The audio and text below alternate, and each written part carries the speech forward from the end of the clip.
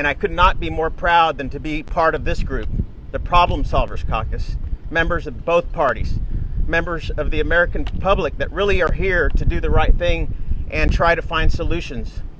As you know, and as you've heard me in the past, I've been advocating to move operations to the southern border of Mexico or the northern border of Guatemala, where we can have a humane first-class facility. This is just one idea of many, and we could do what we're doing here in a place where it would take the pressure off our border. We can treat migrants humanely and not force them to make this 2,000-mile trek that has only enriched cartels and put children and women in danger and extorted family members that live on this side of the border. We will continue working to do the job that we were hired to do and to do what's right for the American people. And I can't thank you enough for showing up. I want to pass this on to other members of Congress of this delegation, bipartisan delegation. Thank you so much. First, I'm going to turn it over to Brian Fitzpatrick, who's going to speak, and then we're going to get everyone a chance to introduce themselves so everyone knows who's up here. I'm going to bring Brian Fitzpatrick, who's the co-chair of the Problem Solvers Caucus, the Republican co-chair from Pennsylvania. Thanks, Josh. So for all of you who are not familiar with our caucus, 29 Democrats, 29 Republicans, 58 members who basically reject the Hatfield versus McCoy brand of politics that has resulted in gridlock on issues across the board, including this issue. And, you know, what all of us saw today, I mean, we keep politics out of this. We are about two things. We're about identifying problems and solving problems.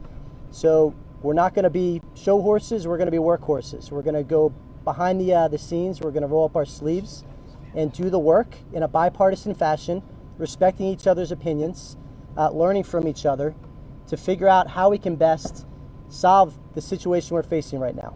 And that's what we're going to do. We don't, attack any political party at all. We care about fixing the problem, and that's what we're going to do. So I just want to thank all my colleagues here. Again, bipartisan delegation, that's the message we need to be sending, because this everybody cares about, with certain American ideals very much at stake that we're going to make sure we accomplish. Thanks, Josh. Before I bring up Young Kim from California, I just want to make 2 points. Brian, I think, really highlighted, and Vincente, thank you so much for having us here. I'm very, very grateful to you. Thank you for being here. You provided us with an excellent overview. I think we all walk away knowing more, having better facts.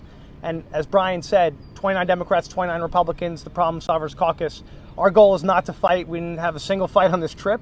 We actually just put our heads together every single minute of it to find where we could come to a solution. And this is a problem that needs to be solved. It's not going away. We saw that ourselves firsthand, just what's happening in terms of just day in and day out, how the cartel is people are paying thousands and thousands of dollars to bring children and families. We saw children, unaccompanied minors today. There was probably a 3-year-old hugging us and just with no parent, just was dropped off by the cartel here. We've got to help solve this problem, and that's what we're going to focus on as the caucus together, and that's what we're focused on, is finding an answer here. We got to give law enforcement, both local and border patrol, we got to give them help. It's overwhelming. There's just too much right now, so we got to give them the support they need. We've got to figure out a long-term answer, and that's when we get back to Washington, what our focus is going to be. And now I'm very honored to introduce Young Kim from California, who's going to offer up her thoughts. Thank you.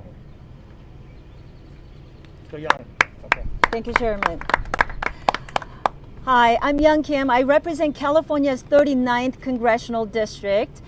I toured the California-Mexico border during the district work period, and now I'm joining my colleagues on both sides of the aisle in a very first, probably the only bipartisan tour to the border. And after touring the Texas border, it is clear to all of us what we're seeing and witnessing on our southern borders is a crisis.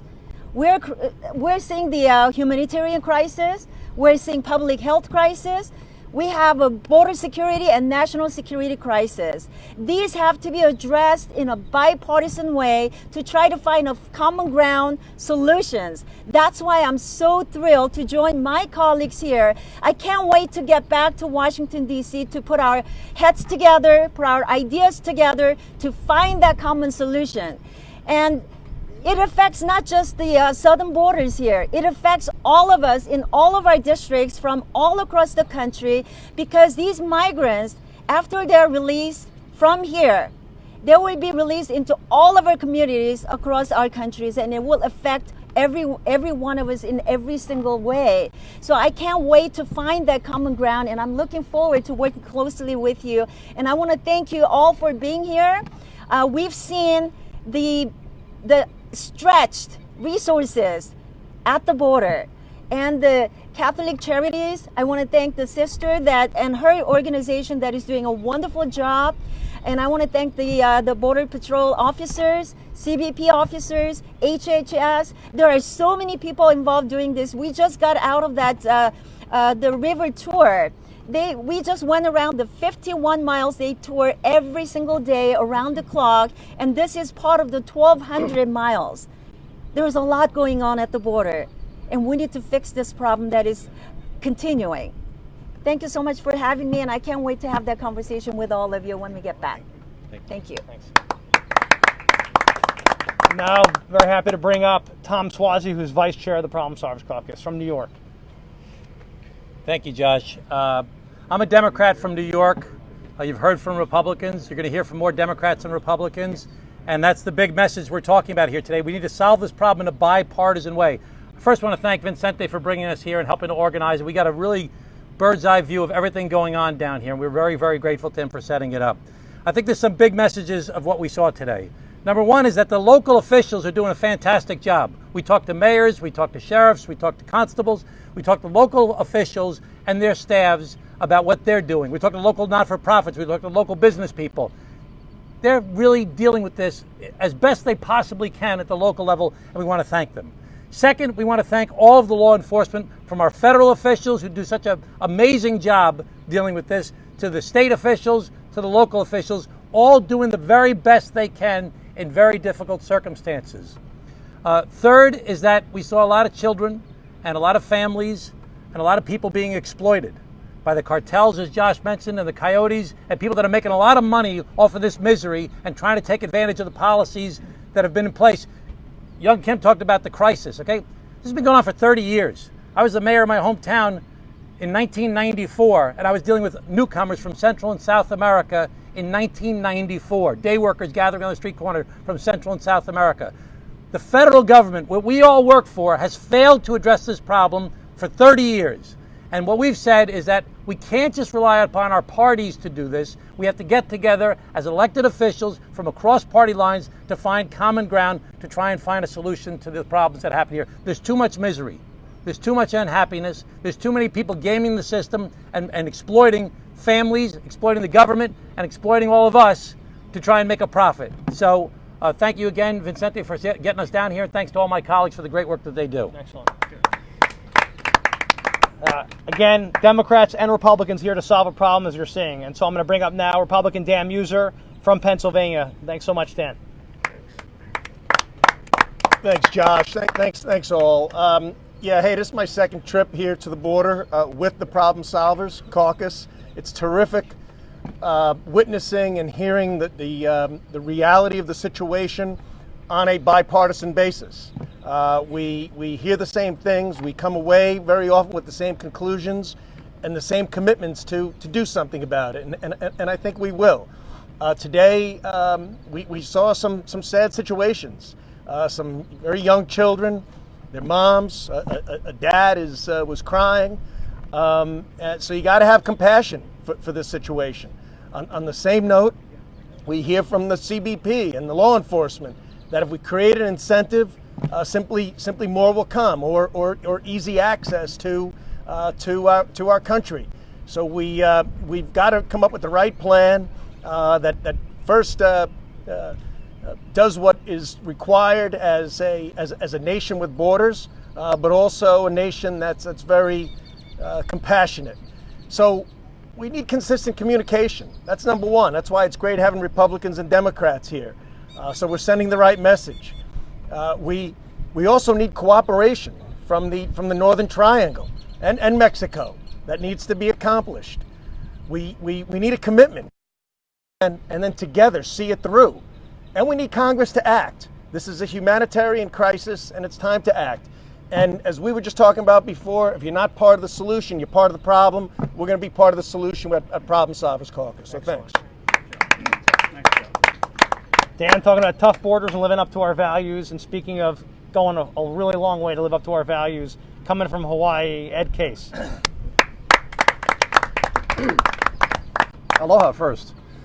I'm Ed Case. I represent Hawaii, a long, long way away from where we are here today in the Rio Grande Valley, a long way away from the border behind us. But my constituents believe, as do the vast majority of Americans, that number one, we want a good, solid, strong immigration system that will continue to advance our country, but that number two, this immigration system is broken, is in crisis, and needs to be fixed. And what we cannot afford when we are dealing with a big, huge, multifaceted crisis is to make it purely partisan baseball. This is, as we've said and heard many times, not a Republican, not a Democratic solution. It's a solution that needs to bring all Americans together. And we cannot afford to be in this situation any longer where immigration reform is basically whiplash back and forth between the two parties in Washington, D.C., or between whatever administration or majority comes in. So in many ways, we need to take this critical issue back for the American people and find those safe places to discuss hard problems and to find solutions. And that's why I'm here today. I'm so happy to be with my colleagues here today.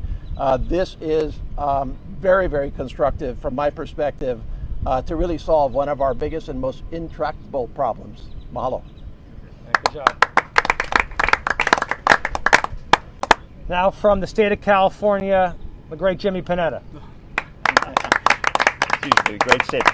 Good afternoon, everyone. Jimmy Panetta from the Central Coast of California, representing California's 20th Congressional District. Thanks to all of you for being here, for highlighting this and highlighting our efforts in this, what I would call an evidence gathering mission. I'm a former prosecutor, and I knew that I just never could just stand up in court and make my case. I had to have evidence to prove it. What we had today is gathering of evidence to make sure that we can go back to Washington, D.C. and put forth the right policy in order to solve this problem. I've been to the border. This is my 5th trip to the border now, and I've come away with the same conclusion each time. And it is that we need to have short-term solutions in dealing with the border, but long-term solutions, looking beyond the border, looking into the other countries, making sure that they play as well, that they help out as well. Look, I think you've heard all of us today, and obviously we all understand that we're not going to solve this overnight. We're not going to solve this in the next month, but you're seeing Democrats and Republicans here today willing to solve this. In my limited time in Congress, I got to tell you, immigration is the most politically complex and policy complicated issue that I have dealt with. But it takes efforts like this to actually come here, see what's going on, to go back to Washington, D.C. and work together. Look, I think what we saw today reminds us that yes, we are a nation of laws, we know that, but we're also a nation of immigrants, and therefore we are a nation of risk takers, people willing to take risks to come to this country. That's why it's up to us in Congress to take risks to solve this problem, and that's what we plan on doing. Thank you. Excellent. Good job, Jimmy. Thanks, Jimmy. And now to close us out before we turn it over back to Vicente Gonzalez, coming from Pennsylvania, former law enforcement prosecutor and somebody who served our military, also a great American, Connor Lamb. I think being from somewhere that's further from the border, before I came, I think like a lot of you, I was used to seeing in the news kind of a trade-off between compassion for the people that are coming and the terrible suffering that they've gone through, and enforcement of the law and strengthening of the border. And what struck me being here was every single law enforcement member that we got to talk to from, I think, 5 or 6 different agencies that took care of us.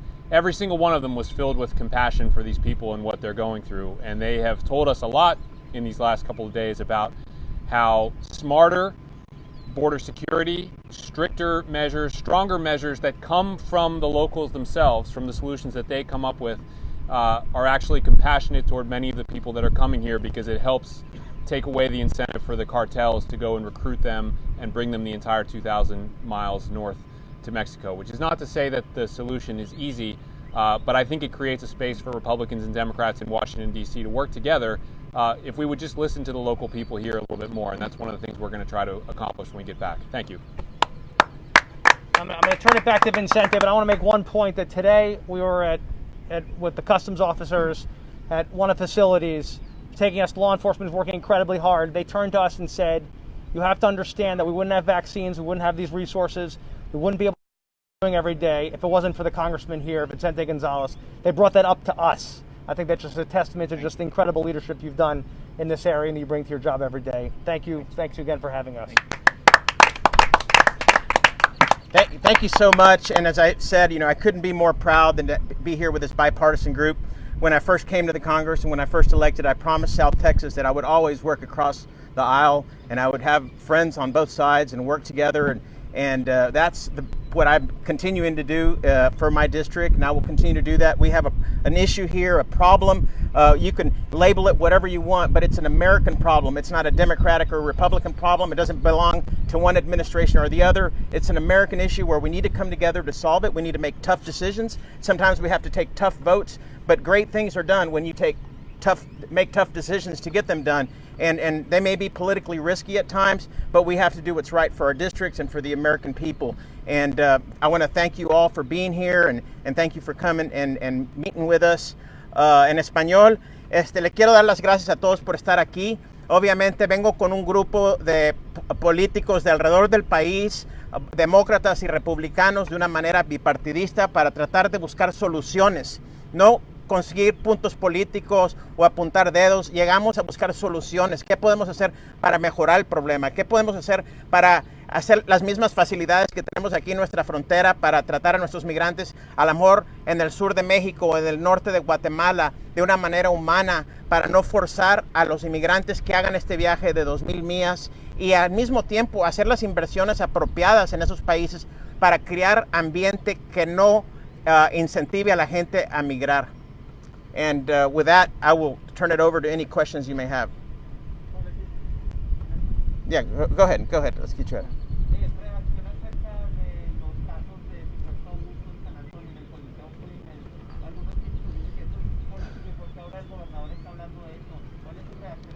Mira, yo no sé los detalles de lo que está pasando en San Antonio, en ese lugar. Lo que nosotros hemos visitado son las facilidades a los lugares aquí, alrededor de la frontera, el río donde está cruzando la gente, las razones que están cruzando y tratar de llegar a soluciones para prevenir esos viajes tan peligrosos. Yes, sir.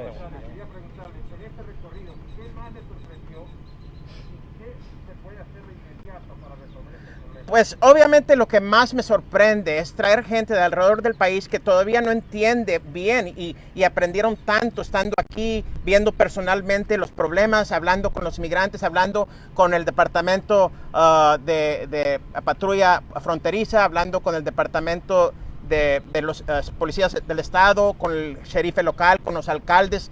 Fue una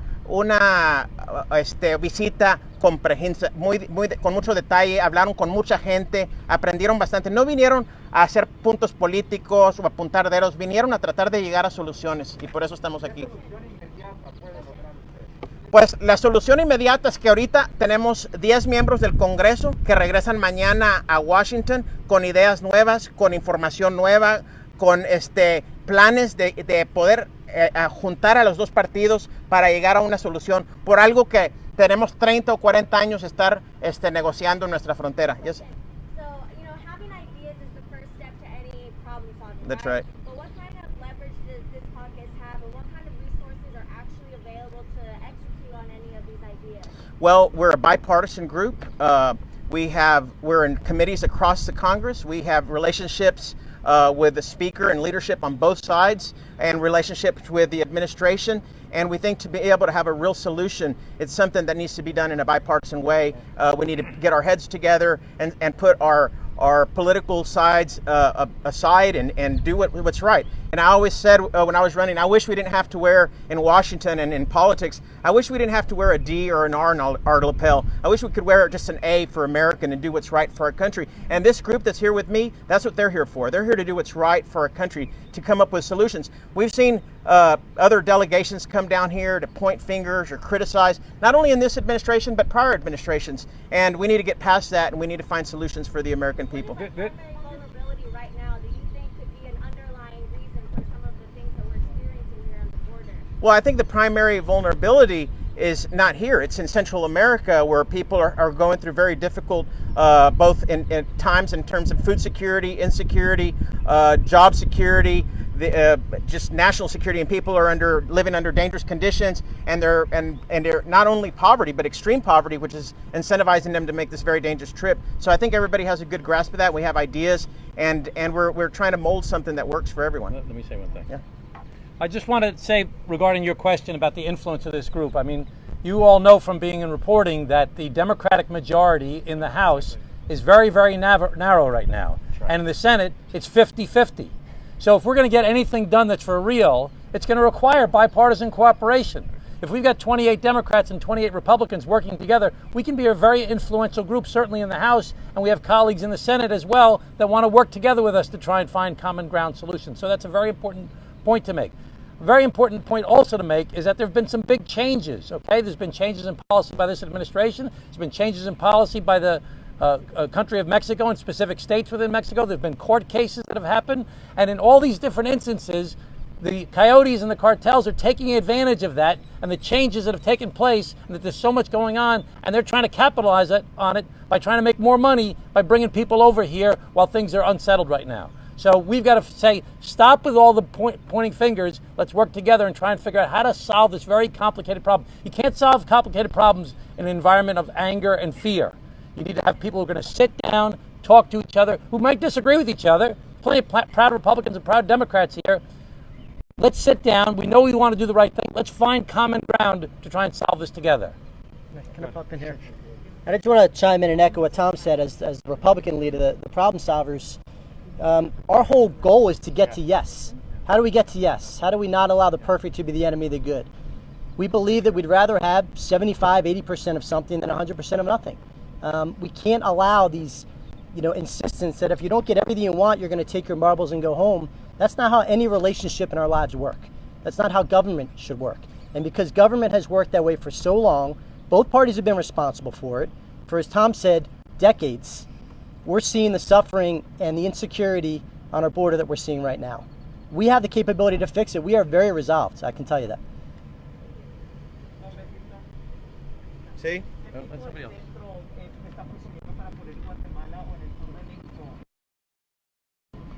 La idea es con cooperación de los gobiernos, con cooperación del gobierno americano junto con el mexicano, con el guatemalteco, de hacer lo que hacemos aquí, un lugar, un sistema de primera clase, un sistema limpio, seguro, donde no van a arriesgar su vida y pueden hacer su proceso migratorio ahí, y si califican para asilo se pueden venir, si califican para otro programa de venir a trabajar, les ayudamos o les buscamos alguna manera de ayudarlos ahí y sin que tengan que hacer este viaje tan peligroso que mucha gente pierde su vida.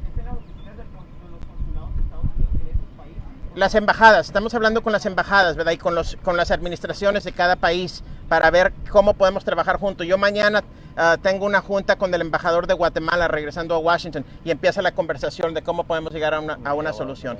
Yes?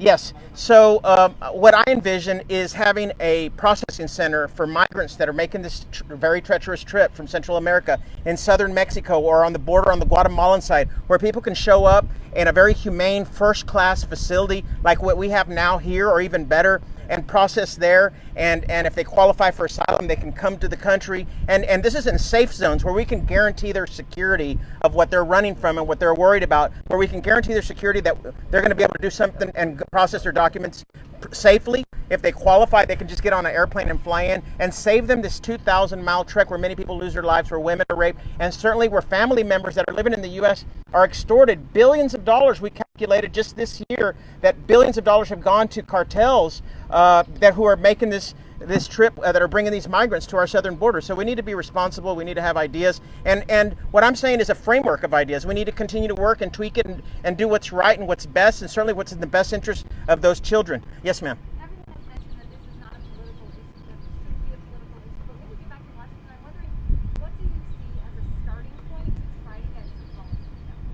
I'm sorry, what was that last? Starting point, Josh. Well, our starting point is what we've discussed today, the ideas that we have, and sit down with leadership. And everybody knows that we have a problem, regardless of how people want to label it. I know that there's debates on labels. I'm not going to get into debates of labels. I want to get into debates of how we're going to fix the problem in my district, on our southern border, that's impacting our country, that's impacting our friends and neighbors south of us, and certainly all these people that are making this trip. I was just going to add that our whole process as a caucus is based on bipartisan governing, and Swazi talked about this a second ago, and so did Brian.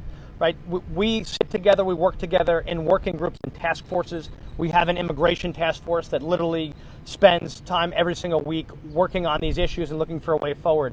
There's been outreach from the administration, which obviously is interested in addressing this issue. Our leaderships on both sides are interested in addressing this issue, but really it's members of Congress coming together. Tom made this point. We have a 3-seat majority in the House of Representatives right now. That's it on the Democratic side. The Senate is 50-50. The only way we're going to solve any tough problem, I don't care what it's about, is if we sit down and talk to one another and say, let's put country ahead of party and let's get this done. This is an issue that's evaded, right, and eluded many administrations. We are committed, and I think what I heard from everybody today as we went through this yesterday is we have to solve this problem. You can't just punt and hope that it'll get better. And that's why we're going to double down on getting it done and sitting with our colleagues on both sides. Brian? Yep. And just What sets you apart from the other administrations? I mean, you guys talk about the 30-year problem.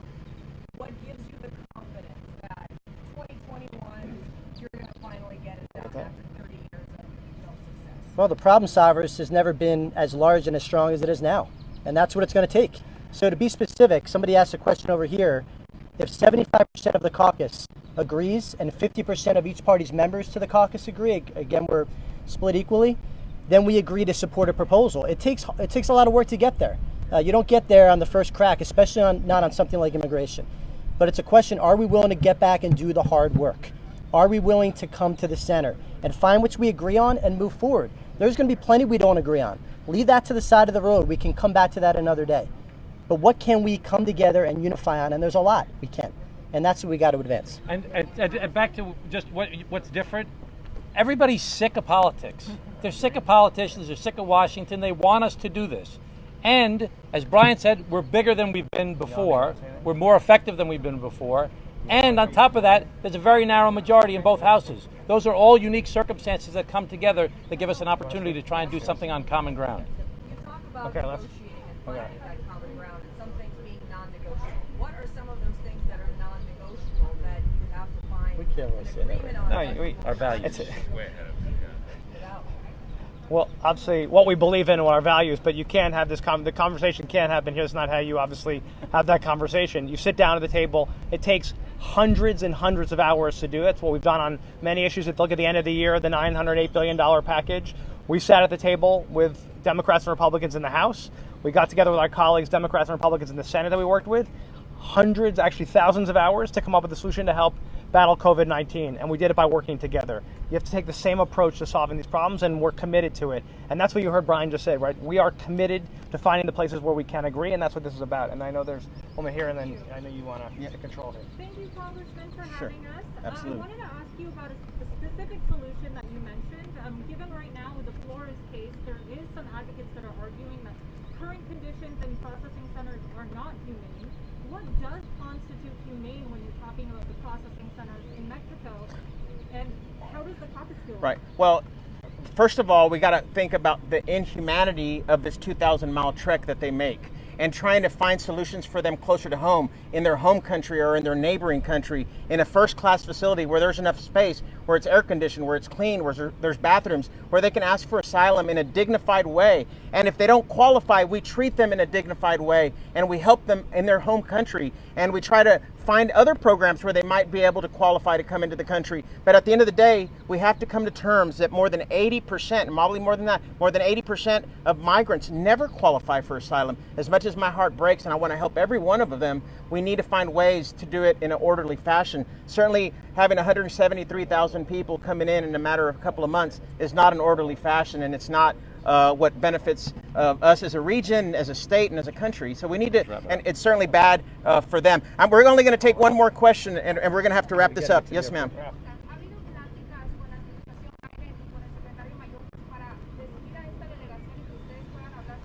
Sí, yo he estado en contacto con el secretario Mayorkas y hemos platicado de las ideas que traemos, de zonas seguras donde los migrantes pueden hacer su proceso más cerca de su casa sin hacer el viaje tan peligroso y tan caro. I'm going to take this one. Hi, thanks for having us today. I just wanted to mention that you guys came from, some of you came from different parts of the country, and I think Representative Lim, you mentioned how seeing this, what's happening at the border is different in person versus on TV. Why do you think it's important to make this trip here, and what's your reaction to President Biden not being here yet? To who? Who is this to? Lim. I don't have any reaction on the second part of your question, but on the first, I think that the one thing that people drove home to us who have been working on the border for a very long time is that each section of the border is really different. You know, this part where we are along the river is totally different from the parts that are in Arizona and Southern California, and the types of technologies, law enforcement resources, even the types of migrants are different in each section of the border. And I think people are tired of feeling like Washington is dictating some grand solution to them when they know more than we will ever know about how to do this. And I don't think you can really appreciate that until you see it yourself. So I hope more members of Congress will come and see it for themselves, because back home in our districts, you know, no offense to you guys, but we get to see the small snippet you put on the nightly news, and it doesn't necessarily tell the whole story. Okay. All right. So we got a plane to catch. Thank you, Vicente, for your hospitality to my bipartisan colleagues. To our law enforcement officers, thank you so much for what you do. We don't just thank you, we love you. And a big part of our Including job, Matt from Jersey. a big part of our job is to do what we can to make your job easier and support you. God bless you guys. Thank you. Thank you. Good job. I was surprised the Spanish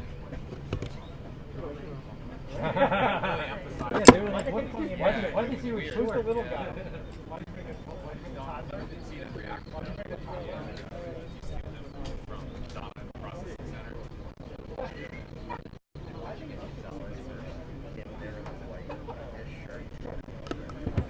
Let me know.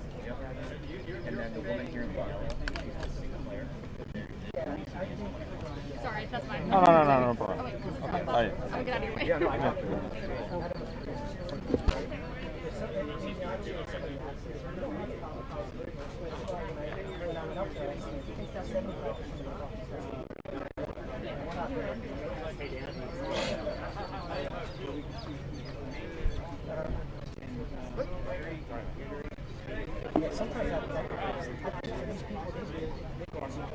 What is going on? Everybody knows this. Every time people speak and of course they know that for us to agree to something, 75%. How you doing, Kevin? How are you? Also, I shoot for the post. Oh, good. I hope you'll do something with it. I hope I hope it. They're weird. Yeah, we sell them make. What would you say you're doing?